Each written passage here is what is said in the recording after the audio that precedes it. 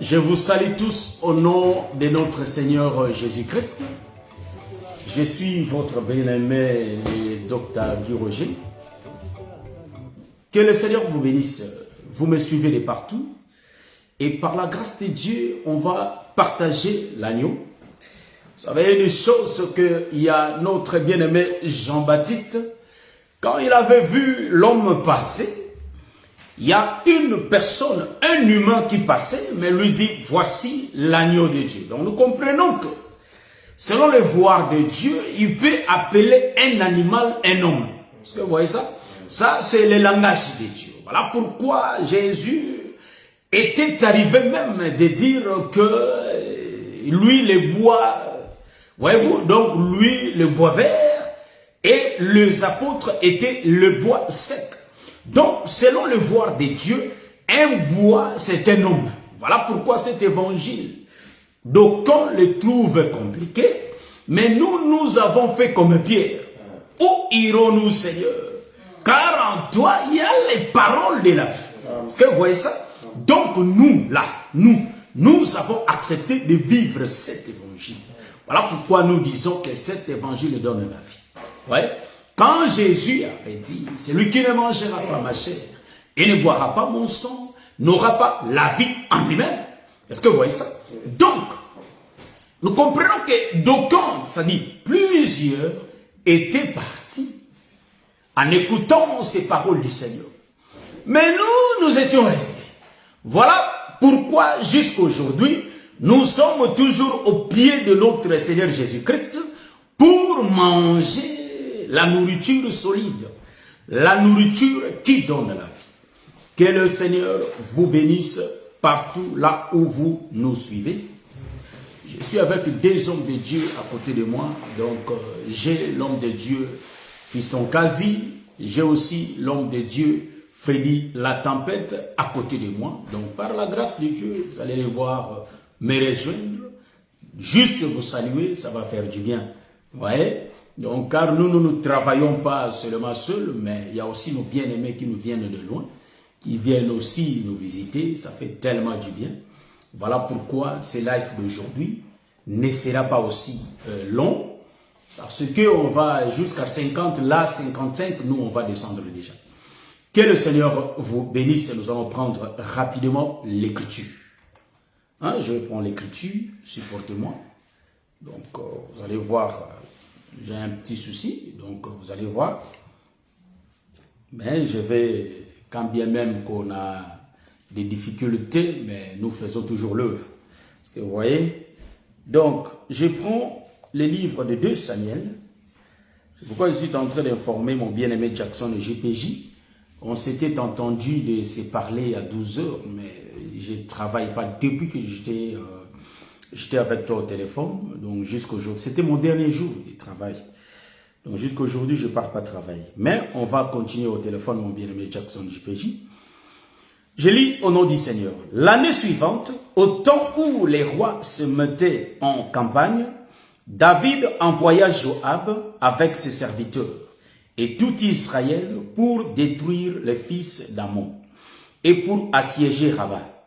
Mais David resta à Jérusalem. Un soir, David s'éleva de sa couche et comme il se promenait sur les toits de la maison royale, il aperçut de là une femme qui se baignait et qui était très belle de figure. Je crois que dans mes vidéos précédentes, donc pas cet épisode, ou soit pas cet enseignement, mais dans les autres enseignements, j'avais expliqué comment avoir la belle figure, c'est-à-dire, qu'est-ce que signifie avoir la belle figure. Je continue au verset 3. David fit demander qui était cette femme, et on lui dit, n'est-ce pas, Bathsheba, fille d'Eliam, femme d'Uri, le Héthien. Et David envoya des gens pour la chercher. Je suis là au verset 4, 5, je crois, je suis en train d'expliquer. Elle vint vers lui et il coucha avec elle. Après s'être purifiée de sa souillure, elle retourna dans sa maison. Cette femme devint enceinte et elle fit dire à David, je suis enceinte. Alors David expédia cet ordre à Joab, envoie-moi Uri le Héthien et Joab envoya Uri à David. Amen. On se limite là parce que les restes, je ne vais pas encore expliquer ça aujourd'hui. Les versets que je vais marteler aujourd'hui, c'est les versets 4, 5, 6, je crois bien. Je les relis. Et David envoya des gens pour la chercher. Elle vint vers lui et il coucha avec elle. Après être purifiée de sa sueur, elle retourna dans sa maison. Cette femme devint enceinte. Elle fit dire à David, « Je suis enceinte. » Alors David expédia cet ordre à Joab, « Envoie-moi Uri les Hétiens. » Et Joab envoya Uri à David. Donc on se limite là pour aujourd'hui. J'ai bien dit qu'on ne sera pas long. Par la grâce de Dieu, on va essayer d'expliquer ce qu'on vient de lire. Que le Seigneur vous bénisse. Je crois que la fois passée, j'avais virgulé un peu pour expliquer que Matthieu 28 s'est retrouvé dans cette écriture. Maintenant, aujourd'hui, par la grâce de Dieu, nous allons prendre aussi d'autres écritures. On va les retrouver ici, dans cette histoire de Bathsheba. J'avais bien dit, hein, c'est un épisode, ça c'est la 7e partie. Donc, il y a déjà des choses qui ont été dites. Donc ça, je complète, soit on continue la marche. J'ai bien dit, Bathsheba, c'est une seule femme. Mais Bathsheba fait des mouvements. Suivez-moi bien dans la lettre. Bathsheba est en train de faire des mouvements. J'avais expliqué dans les autres épisodes précédents que Bathsheba était l'ombre d'Israël qui avait reçu la loi. En réalité, Bathsheba vivait la loi. Or, l'Écriture dit que la loi ne peut pas sauver. Est-ce que vous voyez ça?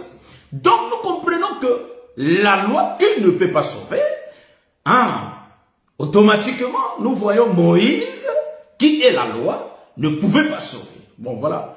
J'ai dit que Moïse est la loi. Pourquoi? Parce que l'Écriture dit, quand vous lisez Moïse, voyez-vous? Donc, Moïse, Écriture. Est-ce que vous voyez ça? Nous avons Moïse humain et Moïse, Écriture. Donc, quand vous lisez Moïse, donc, nous ici, nous sommes en train de lire la loi, qui est Moïse. Est-ce que vous voyez ça? Nous sommes en train de lire les prophètes. En d'autres termes, c'est Moïse. Est-ce que vous voyez ça? Voilà. Parce que les enseignements des prophètes, les enseignements de la loi et des psaumes, en réalité, expliquent la loi. Est-ce que vous voyez ça? Parce que nous avons l'Écriture qui dit dans les livres, de Jean chapitre 1, le verset 17.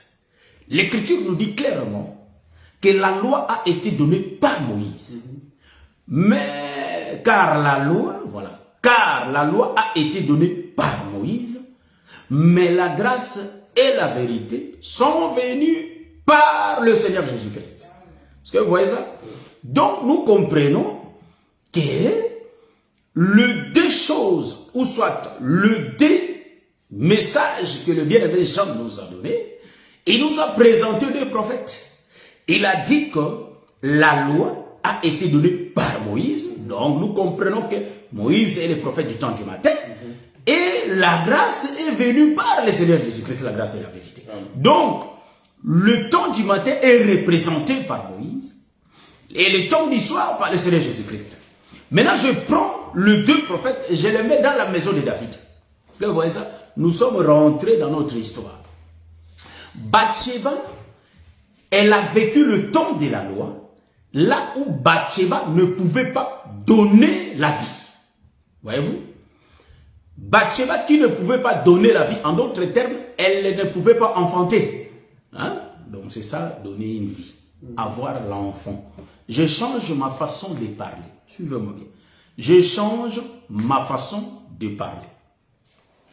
Bathsheba ne pouvait pas tomber enceinte parce que Uri n'avait pas de sémence à lui. Voilà. Est-ce que vous voyez ça? Parce que Bathsheba qui vivait avec Uri, En réalité, Bathsheba était l'image d'Israël qui avait comme prophète Moïse. J'avais expliqué ça. Maintenant, le verset que je vais expliquer maintenant, le verset 4, que j'avais commencé déjà à expliquer dans ma 6e épisode, je vais continuer ça aujourd'hui. J'ai expliqué dans la 6e épisode que Matthieu 28, Jésus dit, allez, faites de toutes les nations les disciples, les baptisant au nom du Père, du Fils et du Saint-Esprit, les enseignant tout ce que je vous ai, tout ce que je vous ai prescrit. Voyez-vous? En d'autres termes, les disciples, les apôtres pouvaient enseigner que ce qu'ils ont reçu de la part du Seigneur. Mais là, quand ils sont partis, j'avais bien dit, jusqu'aujourd'hui, en réalité, Bathsheba n'est pas montée dans la maison de David. Donc, Bathsheba, c'est l'image de l'église. Là où les apôtres sont partis évangéliser, prêcher l'église. Donc, jusqu'aujourd'hui, nous sommes toujours dans ce temps-là où nous sommes en train de recevoir les enseignements des apôtres. C'est pourquoi l'Écriture dit, dans le livre des Actes des apôtres, l'Écriture dit que non, ils persévéraient dans les enseignements des prophètes et des apôtres. Voilà. Voyez-vous ça? Il change. Ils persévéraient dans les enseignements des apôtres. Voyez-vous? Ils étaient assidus, frères. Ils étaient ensemble, comme nous aujourd'hui. Je continue. Maintenant, je vais faire une virgule. Pour essayer un peu de voir, je vais rentrer au commencement. Je vais rentrer au commencement. Hein? Pas dans le livre de Genèse, mais je vais rentrer. Ici, quand j'ai dit que Matthieu 28, cela nous explique que Jésus était déjà monté sur la croix. Est-ce que vous avez compris ça? Maintenant ici, qu'est-ce que je vais éclairer? Bathsheba va monter chez David. Et quand il va monter chez David, David va coucher avec Bathsheba. Quand David va coucher avec Bathsheba, Bathsheba va devenir enceinte et Bathsheba va descendre chez elle. C'est ce que je vais expliquer maintenant, en touchant les autres écritures. Est-ce que vous voyez ça? Voilà, ça j'aime. Je vais prendre mes lunettes et chercher cette écriture. Et j'ai les serviteurs devant moi. Nous allons chercher l'écriture. Bathsheba, en réalité, elle n'a pas le droit de monter dans le palais royal. Pourquoi? Parce que Bathsheba n'est pas parentée avec David. Est-ce que vous voyez ça?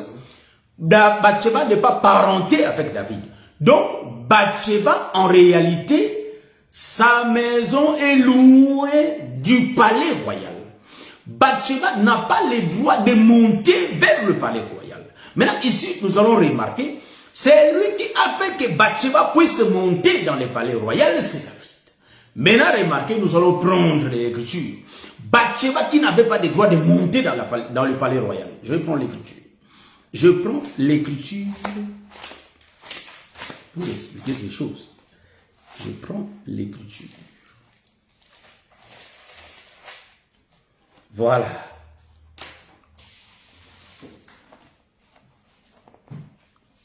Je prends l'écriture. Éphésiens chapitre 2. Je vais lire. Éphésiens chapitre 2. C'est pourquoi vous, autrefois païens dans la chair, appelés incirconcis par ceux qu'on appelle circoncis, et qui le sont en la chair par la main de l'homme, souvenez-vous que vous étiez en ces temps-là, sans Christ, privés du droit de cité en Israël, étrangers aux alliances de la promesse, sans espérance et sans Dieu dans le monde. Mais maintenant, en Jésus-Christ, vous qui étiez jadis éloignés, vous avez été rapprochés par le sang de Christ. Car il est notre paix, lui qui, des deux, n'en a fait qu'un, et qui a renversé le mur de séparation, l'inimitié, et a anéanti par sa chair la loi des ordonnances dans ses prescriptions, afin de créer en lui-même avec les deux un seul homme nouveau en établissant la paix. Amen. Voilà. Donc, ça, je vais expliquer ça, mais dans le corps de Bathsheba. C'est pourquoi vous, autrefois païens dans la chair, appelés incirconcis par ceux qu'on appelle circoncis, et qui les sont en la chair par la main de l'homme. Le palais royal, nous tournons notre costume, ou soit nous changeons l'autoroute, pour dire que le palais royal est l'image d'Israël maintenant. Est-ce que suivez-moi bien comment je suis en train de changer de direction? Le palais royal est l'image d'Israël. Maintenant, Bathsheba ne vit pas en Israël. Bathsheba vit dans une autre maison. Or, la maison de Bathsheba, c'est les nations. Est-ce que vous voyez ça? La maison de Bathsheba, c'est les nations. Or, vous allez remarquer, quand Bathsheba est en train de se laver, ici nous rentrons dans les jardins. Nous voyons que la nuit de Bathsheba était nue. Donc, Bathsheba menait une vie de péché. Est-ce que vous voyez ça? Donc, nous comprenons que Bathsheba n'a pas le droit d'aller vivre dans le palais royal. C'est l'écriture qui dit, nous autrefois païens. Donc, Bathsheba, autrefois païen, il n'avait pas le droit de citer dans le palais royal. En d'autres termes, nous comprenons que Bathsheba, elle menait une vie de péché. Parce que nous avons compris que dans le jardin d'Éden, Adam, en réalité, quand ils ont désobéi à la loi que Dieu leur avait donnée, en mangeant les fruits de l'interdiction, du coup, ils étaient retrouvés nus. Or, nous comprenons que la nudité d'Adam expliquait la vie du péché. Mais la nudité, en réalité, de l'animal expliquait la révélation des choses qui avaient couvert Adam et Ève. Voyez-vous ça? Donc, il y a l'animal qui est l'ombre de Noé. Hein? L'animal, c'est l'ombre de Noé, frère. Est-ce que vous voyez ça? Donc, l'animal du jardin, c'est l'ombre de Noé. Noé était dans la chambre avec Cham. Donc, Noé qui enlève ses vêtements, c'est l'animal qu'on est en train de tondre, selon Ésaïe chapitre 53. Est-ce que vous voyez ça? Donc, nous comprenons que dans la maison, dans la chambre, c'est Noé qui se déshabille. Est-ce que vous voyez ça? Ça, j'aime.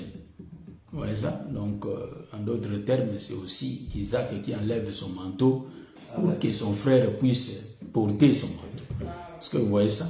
Donc, ici, vous allez remarquer que Bathsheba, elle était nue. Pourquoi? Parce que le péché s'est retrouvé.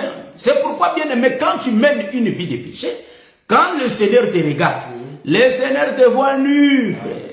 Donc, en d'autres termes, tu es nu devant le Seigneur. Tu n'as pas de vêtements. Or, le vêtement, c'est un homme qu'on appelle le Seigneur Jésus-Christ. Vous voyez ça? Donc, c'est lui le manteau à poil. Donc, c'est lui le manteau d'Ésaïe. C'est le Seigneur Jésus-Christ. Est-ce que vous voyez ça? Donc, Bathsheba n'avait pas le droit de citer. Ici, Éphésiens est en train de dire ces choses. Est-ce que vous voyez ça? Donc, Bathsheba, image de l'église. Le peuple qui était loin, le peuple qui n'avait pas de promesses, frère, qui était désespéré, le peuple sans promesse, un peuple sans promesse. Est-ce que vous voyez ça? Mais qu'est-ce que vous allez remarquer? Mais grâce à David, que Bathsheba va quitter maintenant, en réalité, la maison du riz, et il va monter à Jérusalem. Est-ce que vous voyez ça? Bon, vous savez que le champ a été acheté. Est-ce que vous savez que le champ a été acheté? Hein? Nous allons chercher cette écriture-là. Que l'argent qu'on avait vendu les seigneurs, l'argent là, au lieu d'acheter des bœufs, en réalité, le champ a été acheté. Donc, le champ, en réalité, nous comprenons que c'est une femme. Est-ce que vous voyez ça? Donc, le champ a été acheté pour que nous ayons les droits en Israël.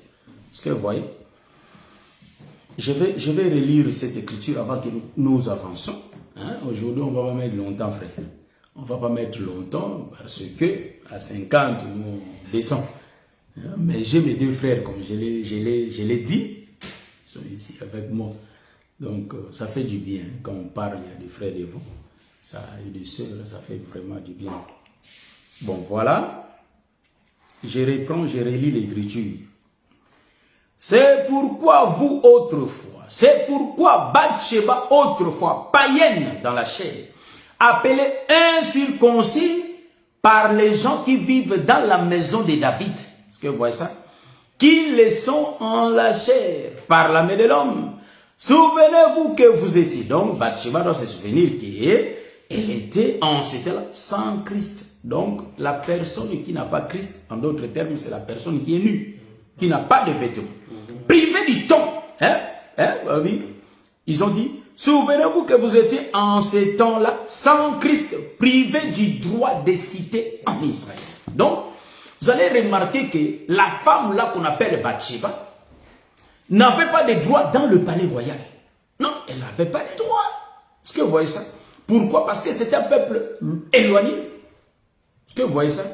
Maintenant, c'est grâce à David que Bathsheba va quitter maintenant sa maison et va monter dans le palais royal.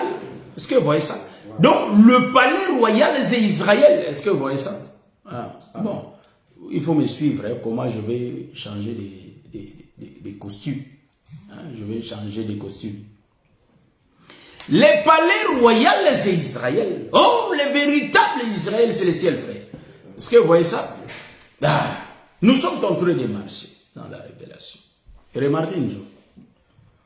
Qu'est-ce que David va faire? David va envoyer ses hommes. Là-bas, j'avais expliqué ça. Hein, Matthieu 28. Ici, nous sommes dans Éphésiens chapitre 2. C'est ce que je suis en train d'expliquer. Donc, c'est grâce à David que Bathsheba a eu l'autorisation de monter. Bathsheba n'avait pas de vêtements. Bon, le vêtement, c'est l'enfant. Hein? Bon, ici, je vais expliquer. Si vous voyez le vêtement, en réalité, le vêtement, l'habit, c'est un enfant. Hein? Bon, attendez, je vais moi, j'aime ça. Je vais expliquer ça. Je vais expliquer ça. Je prends l'écriture. Les vêtements. C'est l'animal. C'est la brebis qui part dans la boucherie.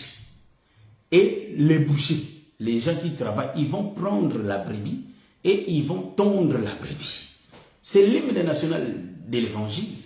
Nous savons que, en réalité, les brebis nous servent de vêtements. Nous connaissons l'écriture, les livres de Proverbes, si je ne me trompe pas. 27, 26, hein? Voyez-vous? Donc, les brebis nous servent de vêtements. Je ne touche pas le bouc. Vous voyez ça? Parce que je suis en train de parler du vêtement. Maintenant, j'ai dit que les vêtements, c'est les fils.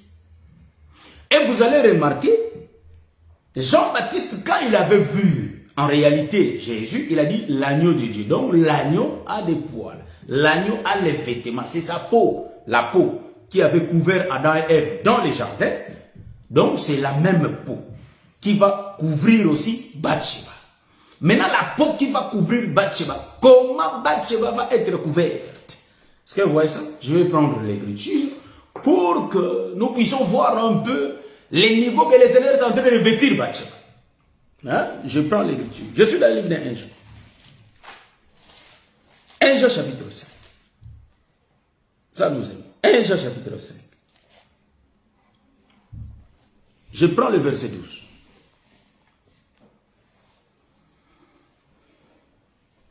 Je commence au verset 11.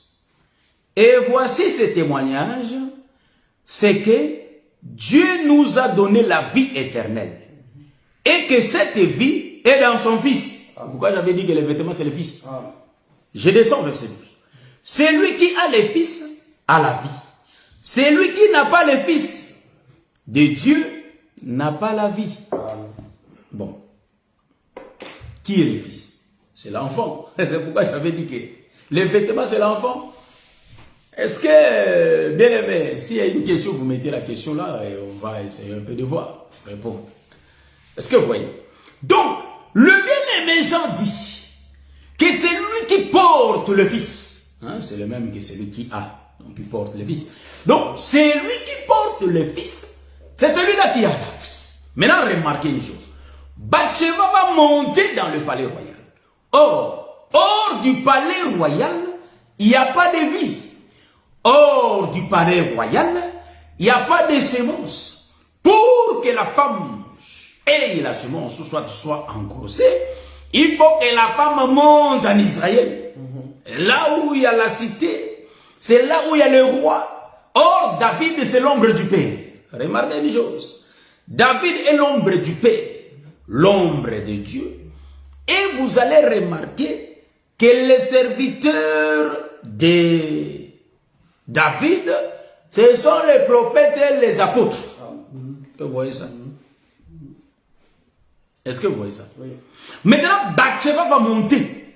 Ah, ceux qui avaient pris Bathsheba, ce sont les serviteurs de David. Or, je le dis bien clairement en vérifiant les Écritures. Rapidement, Jean chapitre 8, Ésaïe 8, 20, à la loi et au témoignage. Nous comprenons que les gens qui étaient partis prendre Bathsheba, en réalité, ce sont les prophètes et les apôtres. Bon, là, vous allez me poser la question. Est-ce que c'est comme ça que les prophètes et les apôtres? Nous disons Amen, frère. Nous disons Amen. Bon, les gens pensent qu'au temps du soir, les prophètes ne parlent pas. Ils parlent toujours. Parce que pour qu'il y ait de l'eau, il faut que Moïse frappe 2 fois les rochers. Donc, le rocher n'a jamais été frappé une fois. Il n'y aura pas de l'eau. Donc, en d'autres termes, pour que nous nous croyions, pour que nous nous voyions l'écriture, nous voyons la lumière, il faut le parler des prophètes et le parler des apôtres. Est-ce que vous voyez ça? Voilà. C'est pourquoi, ici, suivez-moi bien. Bathsheba est en train d'être montée vers le palais royal. Maintenant, dans le palais royal, il y a un seul qui a la semence. La personne qui a la semence, c'est David. Donc, tous les serviteurs sont encastrés, frère. C'est l'ombre des ministres qui n'ont pas, en réalité, la semence. Mais un seul qui porte la semence, c'est le Seigneur Jésus-Christ. En d'autres termes, c'est lui le Père, mais c'est lui aussi le Fils. Ça, j'aime. J'aime ça, frère. Je vais mettre une balustrade pour que nous ne tombions pas. Remarquez ici, je vais virguler pour que nous ne tombions pas. L'écriture dit noir sur blanc que quand David va coucher avec Bathsheba, en réalité, ils ont commis le péché par rapport à la doctrine. Ce qu'ils ont fait, l'acte là est mauvais, condamnable. C'est pourquoi nous allons remarquer, en réalité, nous allons remarquer que le prophète Nathan était venu. Le prophète Nathan qui était venu pour condamner ce que David avait fait. Ah. Oh mon docteur Barouani, que le Seigneur te bénisse mon docteur. Ah, que le Seigneur te bénisse docteur. Donc, ça fait du bien hein, quand on est suivi aussi par les hommes de Dieu, des docteurs, des prophètes, des pasteurs. Ça fait vraiment du bien. Que le Seigneur vous bénisse, docteur. Donc, d'ici 10 minutes, je vais descendre. Mais on a tellement à parler, donc supporter cet épisode. L'épisode prochain, c'est là où on sera un peu long. Mais aujourd'hui, on a un petit rendez-vous. Remarquez une chose. Par rapport à la doctrine, nous allons comprendre que le prophète Nathan a été envoyé par le Seigneur pour venir condamner l'acte que David avait posé à Bathsheba. Maintenant, cet acte était condamnable, ou soit est condamnable, frère, par rapport à la doctrine. Maintenant, quand nous allons virguler pour prendre les airs, remarquez une chose. C'est le roi qui ensémence la femme. Est-ce que vous voyez ça? Maintenant, vous allez remarquer, Bathsheba vient de loin. Nous comprenons, c'est un peuple de loin qui va monter pour recevoir la séance. Est-ce que vous voyez ça?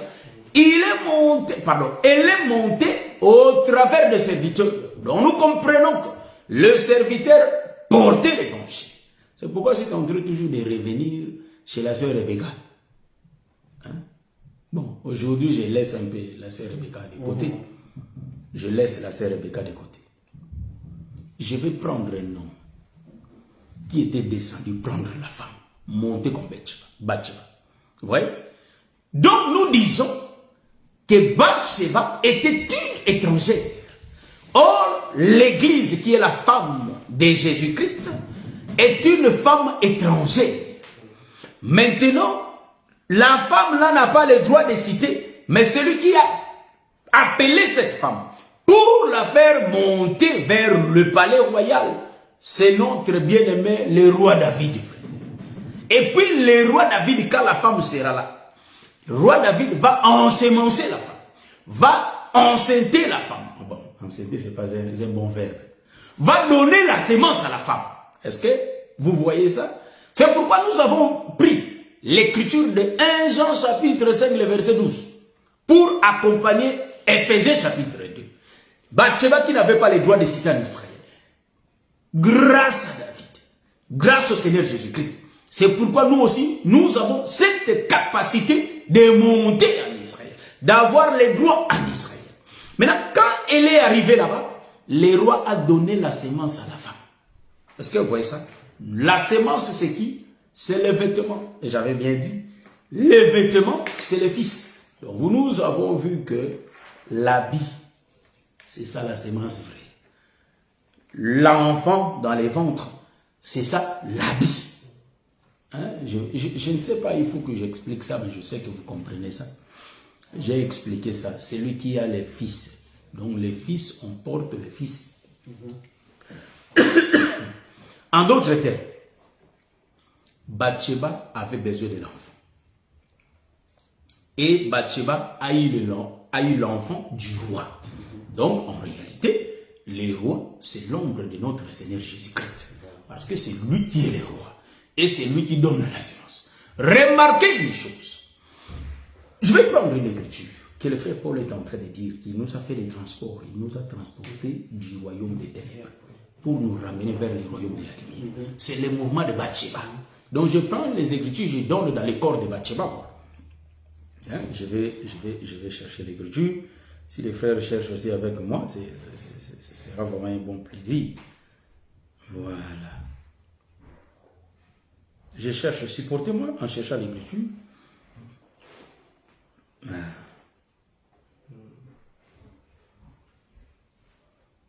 Donc, Colossiens chapitre 1, le verset 13, nous disons, nous dit Seigneur. Voilà, je commence au verset 12, je crois. Colossiens chapitre 1, le verset 12 à 13. Rendez grâce au Père qui vous a rendu capable d'avoir part à l'héritage des saints dans la lumière. Vous voyez, dans le palais royal, en réalité, c'est le palais de la lumière. Donc, nous allons rendre grâce au Père. Qui est le Père? C'est le Seigneur Jésus-Christ, c'est David le Père. Qui est le Fils? C'est David lui-même. Hein? Est-ce que vous voyez ça? Donc, je continue. Je suis en train d'enseigner les adultes, les gens qui comprennent. Je prends le verset 13. Hein? Qui nous a délivrés de la puissance des ténèbres et nous a transportés dans le royaume du Fils de son amour. Ça j'aime. Donc, en réalité, nous allons rendre grâce au Père. Hein? Comme l'Écriture nous a dit au verset 12. Qui vous a rendu capable d'avoir part à l'héritage. Donc, il nous a fait des hommes qui ont la part dans l'héritage de ces choses. Est-ce que vous voyez ça? L'héritage de saints dans la lumière. Donc nous comprenons, là où Bathsheba était une maison ténébreuse. Est-ce que vous voyez ça? En d'autres termes, Bathsheba vivait dans le monde. Mais il y a un mouvement qui se passe, frère. Quand nous croyons, en réalité, il y a un transport qui se fasse. Hein, ou soit. Il y a un transport qui se fait. Donc, en quittant le royaume des ténèbres pour monter vers le royaume de son fils. Est-ce que vous voyez ça? Donc, il y a un changement. C'est pourquoi cela est bien démontré clairement dans la maison de Bathsheba et dans la maison de David. Est-ce que vous voyez ça? Cela veut dire, Bathsheba, l'image de l'église, est en train de faire un déplacement. Donc, bien aimé, quand tu ne crois pas encore, quand tu n'as pas encore cru, en réalité, tu étais dans une maison pleine de ténèbres. Dans la maison ténébreuse. Voilà. Est-ce que vous voyez ça? Donc, on marchait ça et là, parce qu'on n'avait pas les yeux pour voir. On n'avait pas la parole qui est la lampe. Est-ce que vous voyez ça? Parce que la parole, c'est tout un homme qu'on appelle le Seigneur Jésus-Christ. Voir Jean chapitre 1, le verset 1. En descendant. Est-ce que vous voyez ça? Donc, la parole là, c'est la lumière. Remarquez une chose. Avant que nous croyions dans ces choses, frère, nous marchâmes ça et là. Mais grâce à David, qui nous a vus de loin, c'est pourquoi lui a jugé qu'on puisse monter à Israël. Là où on n'avait pas les droits. Est-ce que vous voyez ça? Les bien-aimés, Paul le dit ici, que c'est tout un transport, frère. Donc on a été loin d'Israël. Mais le Seigneur nous a fait transporter. Voyez-vous ça? Hein? Donc, je vais relire l'Écriture. Hein? Je relis l'Écriture. Je prends le verset 13. Qui nous a délivrés de la puissance des ténèbres. La délivrance, en réalité, quand l'homme, en réalité, croit, le Seigneur lui délivre, frère. C'est pourquoi aujourd'hui, ça m'étonne au milieu de nous qu'il y ait encore des impudiques, frère. Les gens qui ne sont pas encore délivrés. Hein? Donc on met une femme là, et il est mal à l'aise. Donc nous comprenons que tu vis encore dans la maison d'Iri, frère. Est-ce que vous voyez ça? Ça c'est vivre dans la maison d'Iri. Mais le Seigneur fait des choses. Vous voyez ça? Il a dit que la délivrance, en réalité, il nous a délivrés de la puissance des ténèbres. Il y a une puissance dans les camps de l'ennemi, frère. Donc c'est une puissance des ténèbres qui accable les gens, en réalité, qui met les gens en esclavagisme. Est-ce que vous voyez ça? Donc les gens vont rester des esclaves du péché. Mais quand on croit au Seigneur Jésus-Christ, la première des choses, c'est de nous délivrer et de nous transporter de l'autre côté. C'est pourquoi nous disons que les chrétiens ne pêchent pas. Un chrétien ne pêche pas parce qu'il est dans le royaume de la lumière. Voilà. Est-ce que vous voyez ça? Donc, l'écriture ici m'a fortifié. C'est ce que Bathsheba a connu. Donc, David a fait le transport de Bathsheba jusque-là. Vous voyez? C'est pourquoi vous allez remarquer, il y avait 4 femmes qui étaient en réalité sous l'empire de Laban. Mais il faut que le père envoie le fils. Vous voyez? Donc nous allons dire que le père qui envoie, c'est Isaac qui va envoyer Jacob. Donc Jacob, c'est la pluie qui quitte le ciel, qui va descendre sur la terre. Parce que la terre, nous avons 4 terres. Est-ce que vous remarquez ça? Nous avons 4 terres. Donc 4 terres là-bas, c'est la terre est subdivisée en 4. C'est Jésus qui a expliqué ces choses, frère. Donc nous allons remarquer, Bathsheba est subdivisée en 4. Nous allons venir donner des détails. Vous voyez ça? Donc je prends Isaac qui va dire en réalité à son fils de ne pas prendre les femmes dans le pays qu'ils étaient. Est-ce que vous voyez? Bon, je ne veux pas abuser, mais en réalité, je vois l'écriture. Il faut qu'ils descendent chez eux pour aller prendre la femme là-bas. Maintenant, Jacob va faire la route. Vous voyez ça? Donc, c'est Ésaïe 55, comme je le reprends toujours. La pluie, c'est Jacob, c'est le fils. Voyez-vous ça? C'est le fils qui va descendre, qui est la pluie. Jacob, c'est l'ombre de la pluie, par rapport à Ésaïe chapitre 55, qui va descendre pour aller ensemencer sur la terre. Aller ensemencer la terre. Donc la terre avait besoin de la pluie, pour que la terre donne sa sémence. Mais il faut que Jacob descende. Mais comme je vous avais dit, ici, Colossiens, le frère Paul nous montre que c'est un transport. Donc là-bas, c'est l'ombre du diable qui retient la terre, frère. Il n'y aura pas de pluie ici. Est-ce que vous remarquez ça? Donc la terre va devenir sèche. Il n'y aura pas de sémence. Il n'y aura pas de vie. La terre qui ne donne pas la vie, c'est la terre sèche. Mais il faut que la terre soit fertile, frère. Mais pour que la terre soit fertile, il faut que la pluie tombe. Est-ce que vous voyez ça? Maintenant, la pluie qui va tomber, ça j'aime. C'est Jacob qui va quitter le ciel et qui va descendre. Donc nous disons que la maison d'Isaac, là où il était avec Rebecca, la maison d'Isaac, c'est le ciel, et la maison de Laban, c'est la terre. Ce monde est sous l'empire du malin. Donc le malin, c'est l'ombre de Laban. Hein? C'est là où je vais me limiter. Aujourd'hui, on se limite ici. C'est pourquoi, frère, le bien-aimé Paul le dit dans le livre de Colossiens, il nous a transportés, frère. Il nous a fait quitter les royaumes des ténèbres, frère. Commence à examiner ta vie. J'examine ma vie. Est-ce que je suis encore dans les royaumes des ténèbres? Je suis sous l'empire du malin? Ou bien je suis déjà indélivré? Et je mène ma vie chrétienne comment? Est-ce que j'obéis à la parole ou bien j'obéis pas à la parole? Ma marche est comment devant le Seigneur? Car l'Écriture dit que notre Dieu sonde le cœur et le rein de l'homme. J'aime le Seigneur parce que l'endroit qu'il a choisi de nous regarder, c'est dans notre tête.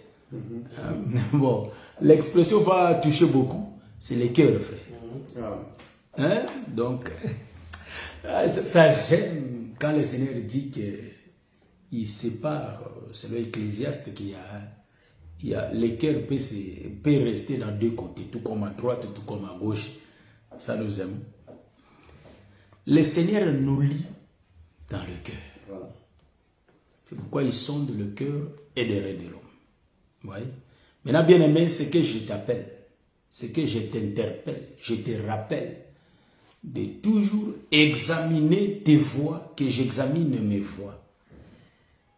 L'Écriture dit qu'il va venir comme un voleur. Amen. Donc, un voleur, s'il veut venir voler par rapport à la doctrine, il ne te dit pas quand est-ce qu'il va venir. Il va venir te brusquer. C'est pourquoi on se prépare toujours en conséquence, parce qu'on ne connaît ni l'heure. Mais nous, nous connaissons, frère. Voilà. Nous sommes de l'Évangile, nous connaissons. Hein? Donc, ceux qui ne connaissent pas, c'est ceux qui vivent encore dans les ténèbres, frère. Et le Seigneur vous bénisse. Je crois qu'on va se voir les samedis prochains. J'avais dit que je vais descendre à 50. J'ai salué mon docteur Grady Baguetta. Donc le matin, on ne s'était pas parlé parce que j'étais sorti. Donc quand vous avez appelé, je n'étais pas là. Je me préparais pour sortir. C'est pourquoi le docteur Grady Baguetta, que le Seigneur vous bénisse depuis Wambo, un bien-aimé que j'aime beaucoup. Je ne vais pas dire mon fils, parce qu'on nous a donné l'enseignement. Hein? Donc, je sais que c'est lui qui m'a enrôlé, c'est lui aussi qui t'a enrôlé. Voilà. Et je sais que nous sommes des collègues dans ces choses. Je suis ton aîné. Que le Seigneur te bénisse. Et je sais que tu fais bien l'œuvre. Persévère. Nous sommes en train de travailler. En tout cas, si mes bien-aimés vont vous saluer, parce que j'ai ici les pasteurs Fiston, et j'ai mon futur apôtre devant moi, par la grâce de Dieu, et peut-être ils vont vous dire bonjour. Mais sinon, pour moi, quant à moi, on va se voir le mardi prochain, hein, parce que je suis tellement à la maison. Donc le mardi, nous serons là à 20h. Mardi à 20h, nous allons présenter l'enseignement. Hein, les 2 temps dans la maison d'Abraham. Les 2 temps dans la maison d'Abraham. Nous allons réunir Dieu et Jésus dans la maison d'Abraham. C'est là où nous allons remarquer qu'Abraham, en réalité, n'a pas été sauvé.